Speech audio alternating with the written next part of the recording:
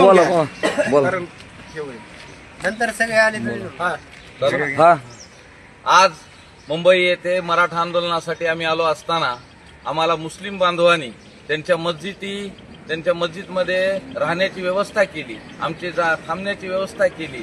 परंतु हिंदूच्या गणपतीच्या मंदिरामध्ये कुठं बसल्या असताना आम्हाला सांगतायत की नाही आता आमचा गणपतीचा सण आहे आणि आम्ही हिंदूच आहेत, आम्ही आरक्षण मागायसाठी आलोत, पण मंदिरामध्ये कुठंच व्यवस्था आम्हाला करू देत नाहीत किंवा आम्हाला थांबू दिलं जात नाही. म्हणजे आम्हाला असं वाटतंय की खरंच हिंदू खतरे में आहे आणि मुस्लिम समाजाचे माणसं समोर येऊन मस्जिदीमध्ये जागा देऊन आम्हाला सहकार्य करतात. त्याबद्दल मुस्लिम समाजाचे खूप खूप आभार. पण कुठंतरी मनात शंका वाटते की आपलेच माणसं हिंदूला खाली घालण्याचं काम करत आहेत. खरंच आम्हाला मंदिरामध्ये कुठं थांबण्यासाठी रात्र दिवस इथं सारखा पाऊस येते मुंबईमध्ये, तरी सुद्धा कुणी सहकार्य करत नाही, कुणी सहकार्याची भावना करत नाही. हिंदूलाच मारायला उठलाय. त्याच्यामुळे हिंदू खरंच खतरे में आहे. आज मराठा समाजाला असं वाटतंय की बाबा आम्ही हिंदू नाही आहेत का, आम्ही पण हिंदूच आहेत की, मग आम्हाला कुठंतरी मंदिरात आज पाऊस येतोय म्हणून आम्हाला कुठंतरी राहण्यासाठी तरी किमान जागा द्यावी अशी विनंती मी या माध्यमातून सर्वांना करतो. आणि एक मराठा, एक मराठा.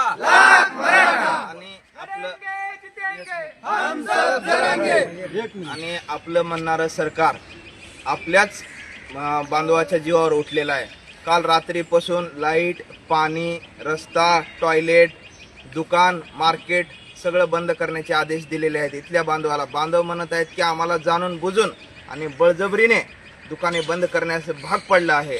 म्हणजे त्यांचे एनकेन असं आहे की कोणत्याही पद्धतीनं मराठा समाजाला खायला प्यायला अन्न पाण्यावर आपलं ही जी तोडगा घालायचा आणि ते तुटल्यानंतर हे कसंही आंदोलन मिटेल. आणि इथंच लाईट नाही बंद केलेली. वाशी कन्व्हेन्शन सेंटर, पुन्हा ईस्टर्न एक्सप्रेसवेचं लाईट, जिथं जिथं सार्वजनिक लाईट आणि जिथं जिथं मराठा बांधव थांबलेला आहे तिथं सर्व ठिकाणी लाईट बंद केलेली आहे, पाणी बंद केलेलं आहे. आणि दाखवायचं एक आणि करायचं एक. बोलायचं आम्ही सहकार्य करत आहेत पण कुठंच सहकार्य नाही. जिथं आहे तिथं आदेश सोडत आहेत की इथं थांबू देऊ नका. पण सकल मराठा बांधव एवढे जिद्दी आहेत, पाऊस असो की पाणी असो, आता आरक्षण घेतल्याशिवाय वापस जायचं नाही. आपण आपलं शीतासोबत आणलेलं आहे, नसेल तर भीक मागून खाऊ पण इथंच राहू. एक मराठा लढेंगे जितेंगे.